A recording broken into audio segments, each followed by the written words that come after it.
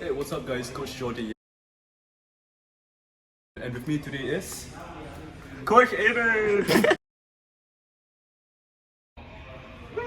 And I'm Coach Hadi.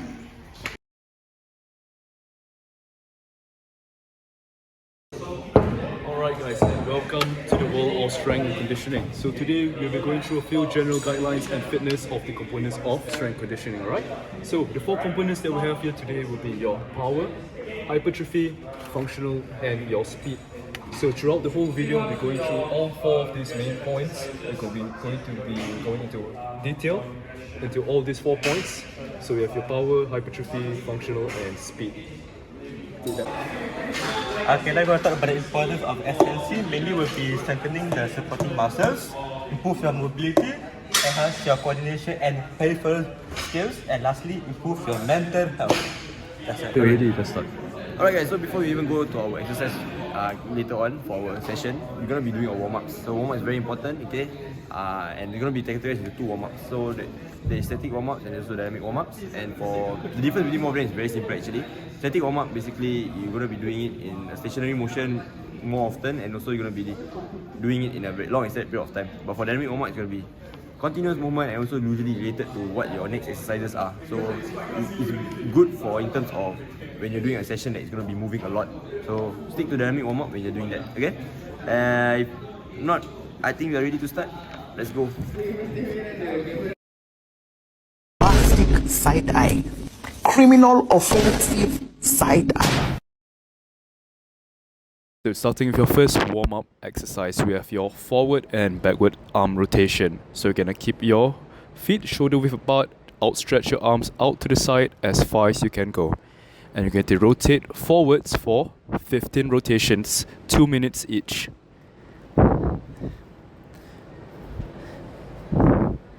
And once you're done, you're going to do the same for the backwards arm rotation. 15 rotations, 2 minutes each. So key thing to note, and what's important here, is to keep your arms outstretched as far as you can go, keep your chest upright, and maintain a relaxed and neutral spine position. Okay, so for your second warm-up exercise or your second dynamic stretch, we have your pectoral stretch. So the aim of this pectoral stretch is to stretch your chest muscles as much as possible. So key thing to note here that this is a dynamic stretch. So we're not going to stretch it as much as we can. We're just going to keep it light and hold it at a pulse for a few seconds, okay? So first thing you do is bring your left foot forward. After you bring your left foot forward, you're going to bring your arms out to the front and up to the side. Make sure you feel the stretch at the end of the motion. And you're going to pulse it, hold it there for a few seconds, 10 seconds, and back to your starting position. Key thing to note is, make sure you hold it for no less than 20 seconds. Reason being, this is a dynamic stretch. You don't want to overload your chest muscles and stretch them to the point where dynamic warm-up, we have your world's greatest stretch. So you're going to start in a standing position with your hands shoulder width apart. Next you're going to do, step forward with the right foot, pressing it inside the right leg. You're going to rotate your torso to the right, reaching the right arm up. Next you're going to sweep the right arm across the body, the left opening out the chest. You lower your right hand to the ground, inside the right foot. Straighten up the right leg, pushing the hips back to strengthen the hamstring. You're going to return to the starting position and repeat on the other side. Remember, you have to maintain control, breathe deeply, and adjust the stretch if necessary.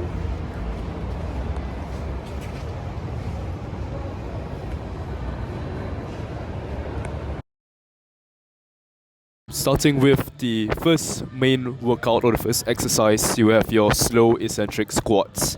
So the key thing to note for the slow eccentric squat is to make sure that your hips and your feet are properly aligned. Keep your feet shoulder width apart, elbows slightly tucked in, tighten your traps, and maintain a neutral spine position. So for the starting position, stand with your feet slightly wider than shoulder widths apart, toes pointing slightly forward, keep your spine straight, chest up and core engaged. This is your starting position. For the descent, initiate the squat by bending at your hips and knees simultaneously. As you lower your body, focus on maintaining a slow and controlled movement. Resist gravity and aim for a steady, controlled descent. For the depth, lower your body until your thighs are parallel to the ground or slightly below. This position will vary based on your flexibility and comfort level.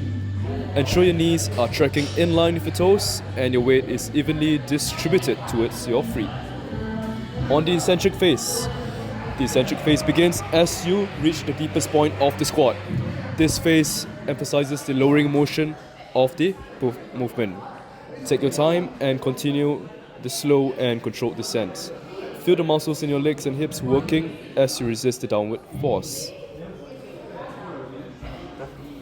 And for the second exercise of the main workout, we have your sandbag deadlift. So the deadlift is a compound exercise that primarily targets the muscles in your posterior chain, including the hamstrings, glutes and lower back. When performed with a sandbag, it adds an element of instability and challenges your grip strength. This is a step-by-step explanation of performing the deadlift with a sandbag. So, step 1, set up. Choose an appropriate sandbag weight and place it on the ground in front of you. Stance. Stand with your feet shoulder width apart, toes pointing slightly outward. Position the midfoot under the center of the sandbag. As for your grip, squat down and grab the handles or sides of the sandbag with an overhand grip. Hands shoulder width apart or slightly wider. Starting position. Engage your core, straighten your back and position your shoulders slightly in front of the sandbag. Lifting phase. Drive through your legs and lift the sandbag off the ground by extending your hips and knees simultaneously. Keep the sandbag close to your body throughout the movement. Stand tall, fully extending your hips at the top of the lift. Squeeze your glutes and maintain a straight and engaged core. As the lowering phase, you're going to hinge your hips, push your glutes back and lower the sandbag in a controlled manner. Once again, maintaining a straight back and engaged core.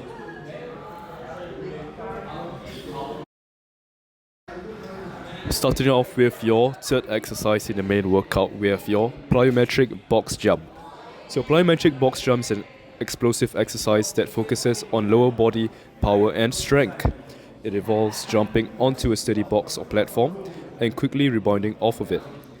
Here's a step-by-step explanation of performing a plyometric box jump. So step 1. Set up a sturdy box or platform in front of you at an appropriate height. Step 2. Start with your feet shoulder width apart, knees slightly bent and arms relaxed. Step 3. Going to squat down, swinging your arms back for momentum. Explode upwards, extending your hips, knees and ankles together. Swing your arms forward and upward. Land softly on the box, using both feet simultaneously. This ensures a secure landing. Do note to absorb the impact by bending your knees and your hips. Rebound explosively, pushing off the box with stored energy. Repeat for the desired number of reps, focusing on power and controlled landings. With your fourth exercise, we have your alternate explosive lunges. Also known as jumping lunges, are a plyometric exercise that targets the lower body muscles while adding an explosive element. Here's a detailed explanation of how to perform an alternate explosive lunge. So, starting position, going to stand with your feet width apart. Step 2, your lunge position. Step forward with your right foot, bending both knees into a lunge. Your front knee should be a 90-degree angle. Step 3, the explosive jump. Jump forcefully, switching legs mid-air. Land with your left foot and right foot back. Maintain stability, keep your core engaged, and stay balanced during the switch. Soft landing. Land softly, transitioning into a lunge with the left foot forward and right foot back. Now you're going to repeat this with tempo and speed. Maintain a quick and explosive. So, starting off with your fifth exercise, is your pull-off press. So, The pull-off press is an effective exercise for strengthening the core and improving stability. It targets the muscles of the abdominals, obliques, and the lower back, as well as the muscles responsible for maintaining proper posture. Here's a detailed explanation of how to perform the pull-off press. So for the setup, attach a resistance band or cable machine at chest height. Stand perpendicular to the machine with your side facing the anchor point. Starting position.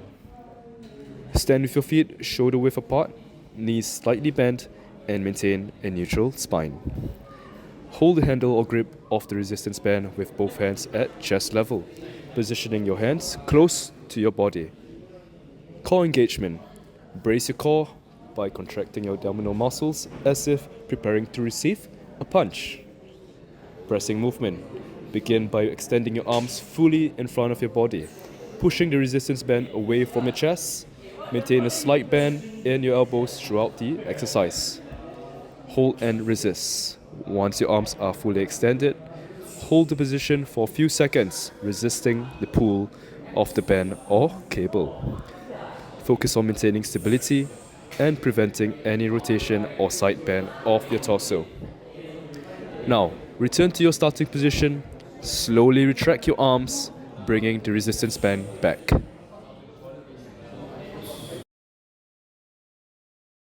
Exercise, the stability ball shoulder press. So the stability ball shoulder press is an exercise that targets the shoulders, triceps and core muscles. It involves performing a shoulder press while sitting on a stability ball, which adds an element of instability and engages more stabilizing muscles. Here's a detailed explanation of how to perform the exercise. So step 1 is the setup. Place the stability ball on the floor and sit on it with your feet flat on the ground, hip width apart. Roll forward slightly so that the ball is positioned under your lower back. Walk your feet forward and slightly wider for stability. Grip and positioning, step 2. Hold a dumbbell in each hand at shoulder width or shoulder height. Your palms should be facing forward and your elbows should be bent at approximately 90 degrees. What shit fuck lah, Tibai. Oh my god. Tibai say so nice already, sir.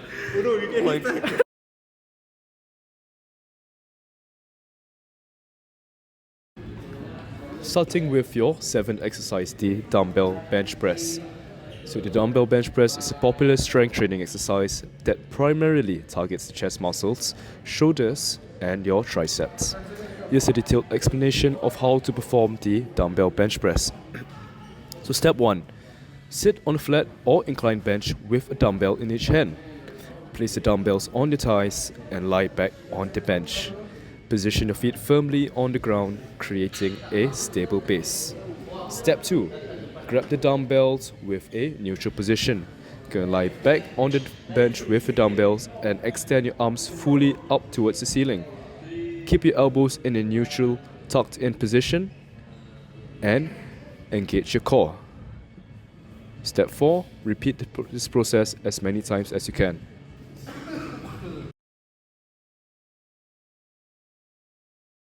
So next up on the next exercise, you have your barbell row. So the barbell row is a popular strength training exercise that primarily targets the muscles of the upper back, including the rhomboids, trapezius, and latissimus dorsi, while also engaging the biceps, forearms, and lower back muscles. It is often performed as a back or upper body workout routine. This is a step-by-step guide on how to perform a barbell row. So step 1 will be your starting position. Begin by standing with your feet shoulder width apart and positioning a barbell on the floor in front of you, or on a rack for this instance. Bend your knees slightly and hitch forward at the hips while maintaining a straight back. Grab the barbell with an overhead grip, palms facing down, slightly wider than shoulder width apart. Keeping your back straight and core engaged, lift the barbell off the ground by extending your hips and standing upright. Your arms should be fully extended in front of you, and your torso should be at a 45-degree angle to the ground. This is your starting position. Step 3. Pulling the barbell. Exhale and initiate the movement by pulling the barbell towards your lower chest while keeping your elbows close towards your body. Step 4. Contracting your muscles. Once the barbell reaches the lower chest or up the abdomen, pause for a moment and squeeze your back muscles to maximize the contraction. Keep your core engaged and maintain a stable, braced position throughout the exercise.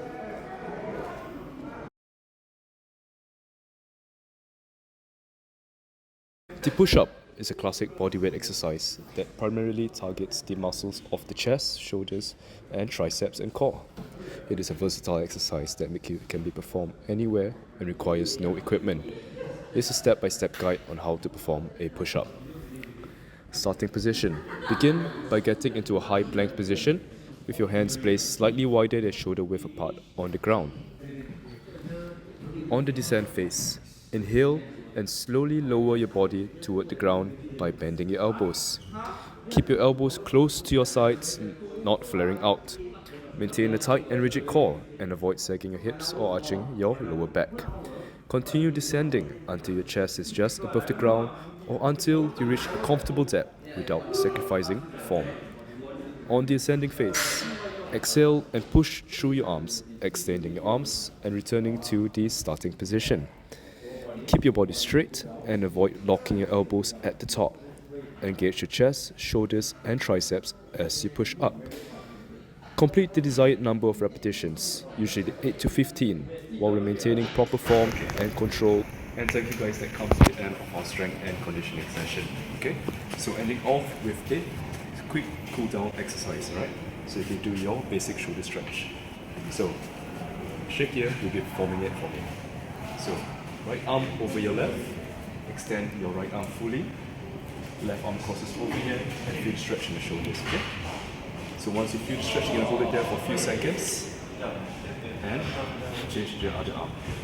Yes, other arm.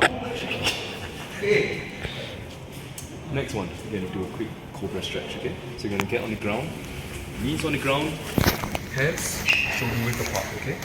You're going to slowly bring your hands forward and stretch out as far as you can.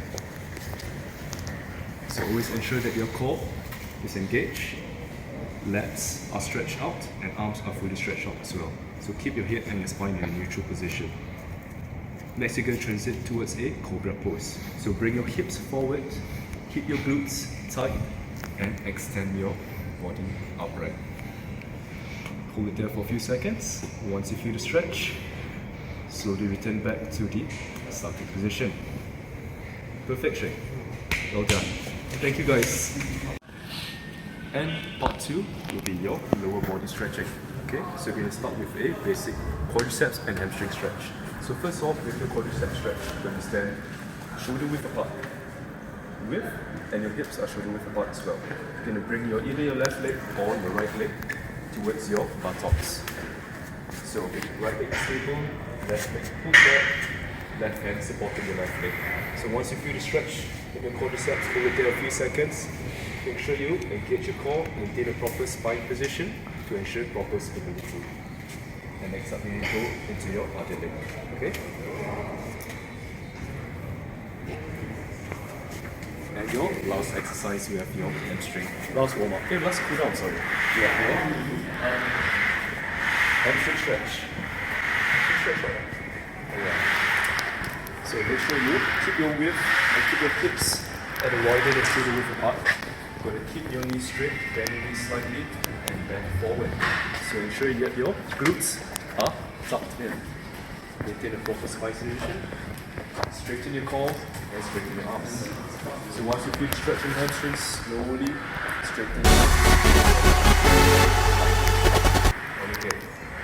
Tighten your core. Very nice.